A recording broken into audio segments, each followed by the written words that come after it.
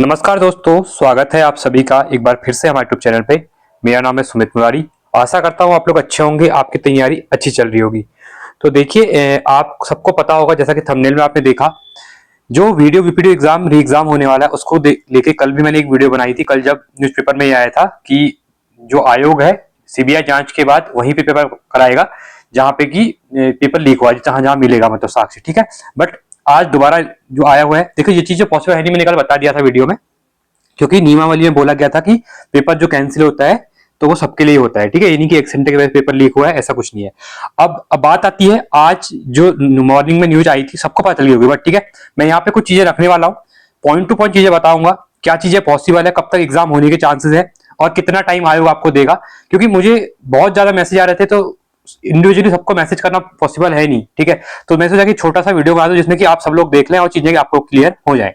अब देखिए, मैं यहाँ पे ज्यादा ये बात नहीं करूंगा कि आयोग ये बोल रहा है वो बोल रहा है, मैं आपको डायरेक्टली कुछ फंडे बताऊंगा कि जो चीजें क्लियर है।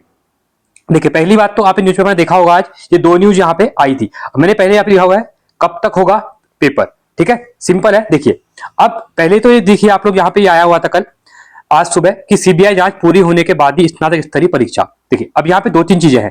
पहली बात, मैं यहाँ पे कुछ कुछ ये रख रहा हूँ, ठीक है। पहले क्या बोला गया है कि जो सीबीआई जांच होगी, पहली बात तो सीबीआई जांच होगी।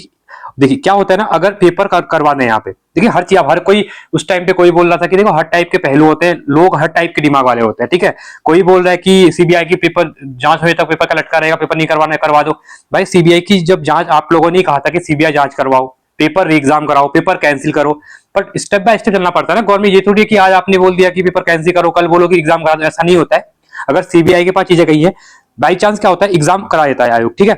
आयोग ने एग्जाम करा दिया। अब क्या होता है कि सीबीआई की जांच चल रही है और ऐसा लगता है कि किसी दूसरे सेंटर से भी चीजें लीक हुई थी, पेपर वगैरह कहीं और से, तो उस पेपर का कुछ मतलब ही नहीं बचेगा, क्योंकि जांच तो हुई नहीं वहां पे प्रॉपर। तो आयोग क्या कर रहा है, वो सीबीआई की जांच को पूरी कर रहा है। और देखिए, एक चीज मैं पहले क्लियर कर दूं, जब आपका एग्जाम का ये आया था, यह आया था आपका 11/10/2025 को कि एग्जाम आपका कैंसिल होता है, मतलब अक्टूबर में आया था। तो आज है आपका दिसंबर स्टार्ट हो चुका है, 3 दिसंबर है आज।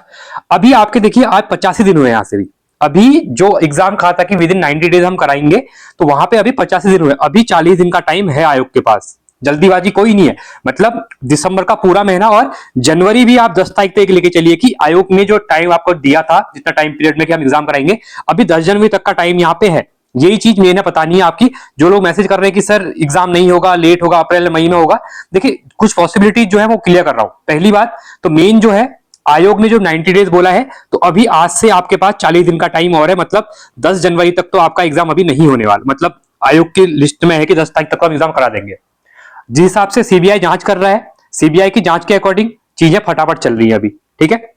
दूसरी बात, अब देखिए, जो 14 दिसंबर को एग्जाम बोल रहे थे ना, वो तो पॉसिबल नहीं है, क्योंकि देखिए अभी आज 10 दिन में आयोग की मीटिंग भी नहीं हुई है अभी, और ना यहाँ पे कैलेंडर आया हुआ है, नहीं डेट बताई गई कि हम इतने को एग्जाम कराएंगे। तीसरी बात, अब पहले देखिए यहाँ पे कल क्या बोला गया था, इसको ध्यान से देखना। आयोग ने पहले करते समय 3 माह के भीतर दोबारा एग्जाम कराने की बात कही थी, घोषणा की थी, लेकिन सीबीआई जांच की वजह से यह वादा पूरा होना संभव नहीं आ रहा है, नजर नहीं आ रहा है। आयोग के सचिव डॉक्टर शिव कुमार बर्नवाल का कहना है कि चूंकि मामले को सीबीआई जांच चल रही है, इसलिए अभी परीक्षा कराना संभव नहीं है। मतलब ये कह रहे हैं कि बाद में, ये कह रहे हैं अभी 14 दिसंबर में ही तो पॉसिबल नहीं है। जैसे 90 डेज तक क्या पता यहाँ पे रिपोर्ट आ जाए, और सरकार ने सीबीआई को बोला भी होगा कि हमने 90, मतलब आयोग ने कि 90 डेज हमने बोला हुआ है, तो आप 90 डेज में ट्राई करिए कि ये चीजें क्लियर कर दे। इसलिए जांच चल रही है, क्योंकि 1 महीने का टाइम हुआ है अभी, और अभी तक बहुत सी चीजें यहाँ पे क्लियर हो चुकी है, ठीक है। ये है। अब एग्जाम कब हो सकता है, वो पॉसिबिलिटी जहां बता रहा हूं मैं। देखिए, पहली बात तो ये जो री एग्जाम होगा आपका, कैलेंडर में तो आएगा नो डाउट, उसमें तो डेट देंगे ही, बट आयोग इसमें क्या करेगा ना, उसने 90 डे बोला है, तो वो आपको एकदम से क्या करेगा, 10-15 दिन पहले बता सकता है कि हम आपका एग्जाम ले रहे हैं। तो आपको बी रेडी, आपको रेडी रहना है, आप प्रिपरेशन करते रहिए। ये नहीं कि आयोग नोटिफिकेशन देगा, कैलेंडर निकालेगा, उसके बाद 2-3 महीने का टाइम देगा, ऐसा नहीं करेगा। मैं पहले कह रहा हूं, ध्यान से सुनना इस वीडियो को। मैं ये कह रहा हूं, आयोग आपको 2-3 महीने का टाइम नहीं देगा। जैसे ही जांच पूरी होती है, आयोग के पास कैलेंडर रेडी है, वहां पे उसने पूरा चीजें बना रखे, पेपर भी क्या पता छपके बना दे वो।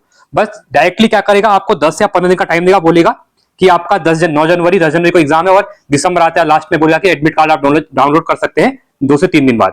ऐसा ही बोल सकता है। रेडी रहना है। आप वहां पे ये नहीं कह सकते हो कि आपने डेट ली, वो एग्जाम है, वो कभी भी करवा सकते हैं, और पहला प्रायोरिटी जो है ना, वो एग्जाम की रहने वाली है। इसके लिए वीडियो बना रहा हूं, क्योंकि आप लोग अब देखिए, इसमें 2-3 चीजें आ रही हैं। लोग कह रहे हैं कि जनवरी में तो पॉसिबल है नहीं एग्जाम का, ऐसा कहीं क्लियर नहीं है, आयोग से कोई स्टेटमेंट नहीं आया कि जनवरी में क्लियर नहीं है। एग्जाम जनवरी में हो सकता है, बात हुई फरवरी, और जो फरवरी मार्च अप्रैल कह रहे हैं ना, देखिए फरवरी में क्या होता है ना, बोर्ड के एग्जाम, नो डाउट बोर्ड के एग्जाम है, पर बोर्ड का एग्जाम संडे को नहीं होता है आपका, पहली बात। और दूसरी बात, जो आप लोग कह रहे थे कि संडे को एग्जाम, ये जब आपका फरवरी में आपके बोर्ड के एग्जाम होंगे फरवरी और मार्च में, तो वहां पे आपका री एग्जाम नहीं होगा, क्योंकि सेंटरों पे क्या होता है, बोर्ड के एग्जाम।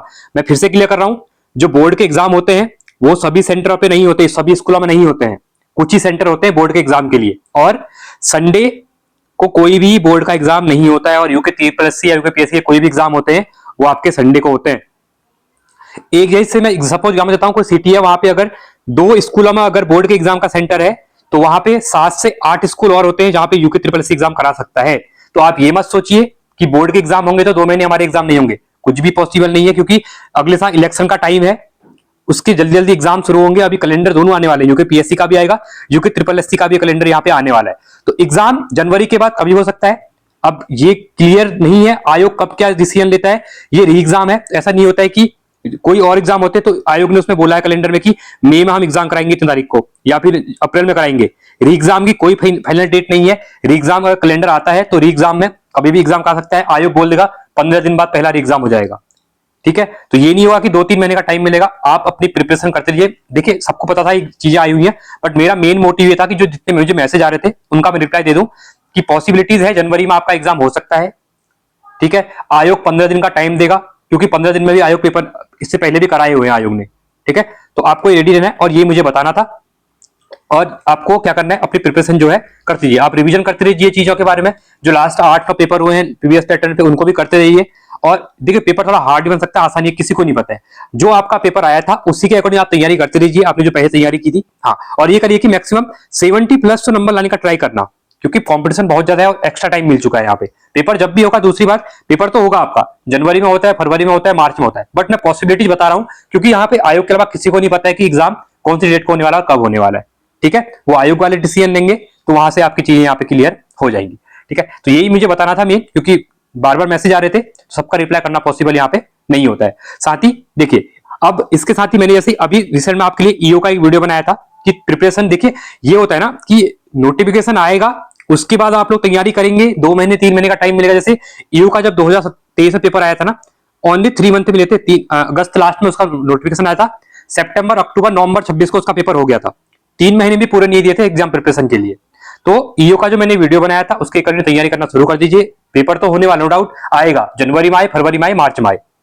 इसके साथ ही कल मैं यहाँ पे आरओ एआरओ के लिए एक वीडियो लेके आऊंगा कि पूरा सिलेबस दिखाऊंगा, क्या होता है, क्या क्या प्री में क्या पूछता है, मेंस में क्या पूछता है, तो वहां से चीजें क्लियर होंगी। और देखिए आरओ एआरओ की अगर सचिवालय, ठीक है, सचिवालय और विधानसभा दोनों की पोस्टें जहां तक लग रही है कि दोनों कंबाइंड आएंगी, तो ये आपकी 400+ पोस्टें रहने वाली है।